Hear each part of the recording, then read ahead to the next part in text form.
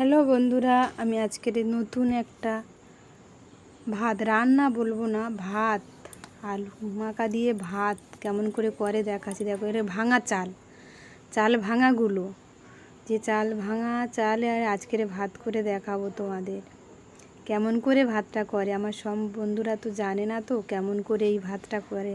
আমরা ছোটোবেলা কিন্তু আমি ছোটোবেলা কিন্তু এই ভাঙা চাল খুঁত চাল বলি, এই চালের ভাত খেয়ে আমরা বড় হয়েছি।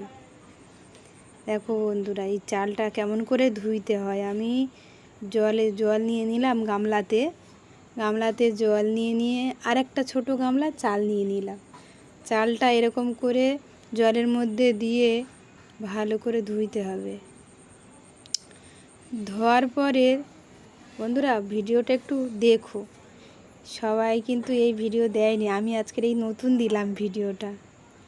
চালটা এরকম করে কচলিয়ে নিলাম, নিয়ে গামলার মধ্যে ধুইতে হবে না তো, যদি এর মধ্যে কাঁকড় থাকে কাঁকড়টা কিন্তু নিচে বসে যাবে। দেখো, ভিডিওটা স্কিপ করো না বন্ধুরা, ভিডিওটা একটু দেখো চালটা কেমন করে ধুয়ে নিতে হয়। দেখো, এরকম করে অল্প অল্প করে চাল এরকম করে ধুইতে হয়। যদি নিচে কাঁকড় থাকে তলায় যে গামলার নিচে বসে যাবে, কাঁকড়গুলো বসে যাবে, এরকম করে ধুয়ে নিতে হবে। এই ভাতটা করার সময় কি বলো তো, নুন দিতে হয়। নুন দিয়ে ভাতটা করলে বেশি টেস্টি হয়। এর সঙ্গে আলু মাখা, আলুটা আমি সিদ্ধ করে নিলাম, এখানে গোটা আলু আমি সিদ্ধ করে নিয়েছি। এই আলুটা ছাড়িয়ে নিলাম, ছাড়িয়ে নিয়ে আলুটা মাখা দেখাচ্ছি বন্ধুরা, একটু ভিডিওটা দেখো।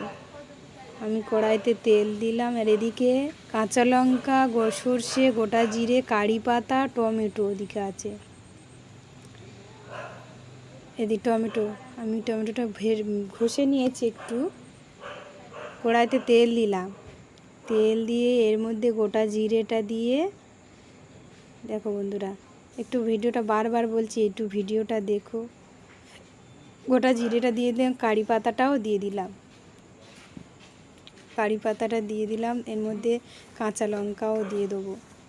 কাঁচা লঙ্কা, টমেটো একটু ভাজা হয়ে গেলে টমেটোটা দিয়ে দিলাম।